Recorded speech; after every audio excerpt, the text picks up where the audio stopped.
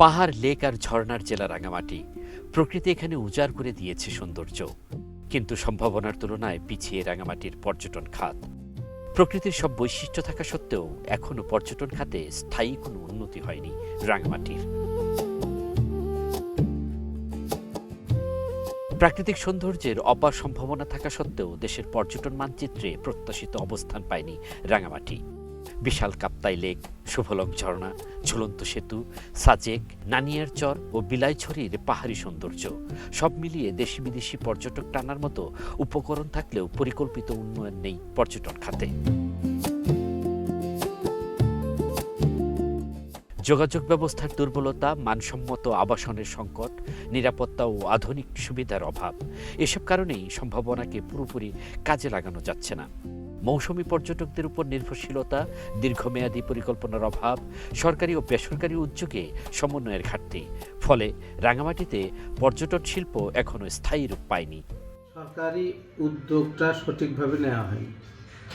এখানে যোগাযোগের যে দুর্বলতা, অবকাঠামোগত যে অভাব, রাস্তাঘাটের অভাব, এসব কিছু কেটে যেত যদি সরকার আন্তরিক হতো এবং সরকারিভাবে উদ্যোগ নেওয়া হতো। কিন্তু গত 54 বছর যারাই ক্ষমতায় আসছে, পার্বত্য চট্টগ্রামের বিভিন্ন জাতি উপজাতিকে নিয়ে রাজনীতি করছে। তারা পার্বত্য চট্টগ্রাম তথা বিশেষ করে রাঙামাটির উন্নয়নের জন্য কাজ করে। পর্যটকরাও মুগ্ধ রাঙামাটির প্রাকৃতিক সৌন্দর্যে, তবে উন্নয়নের ঘাটতি চোখে পড়ে তাদেরও।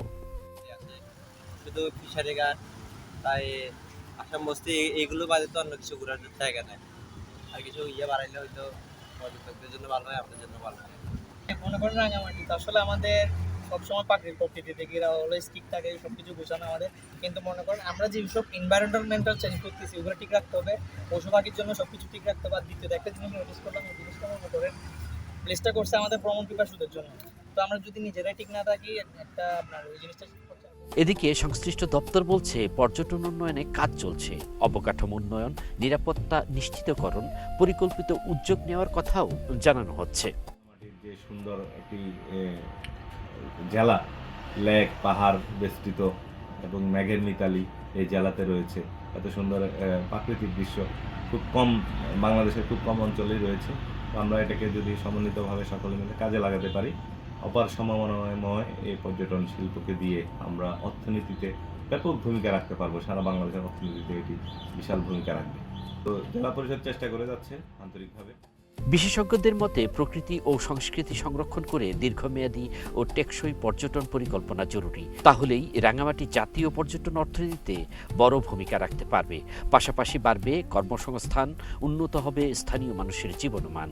রাঙামাটির অপরূপ সৌন্দর্যকে বিশ্ব দরবারে তুলে ধরতে এখন প্রয়োজন সমন্বিত উদ্যোগ, টেকসই পরিকল্পনা এবং কার্যকর বাস্তবায়ন। আল মাসুদ নয়ন, নাগরিক প্রতিদিন।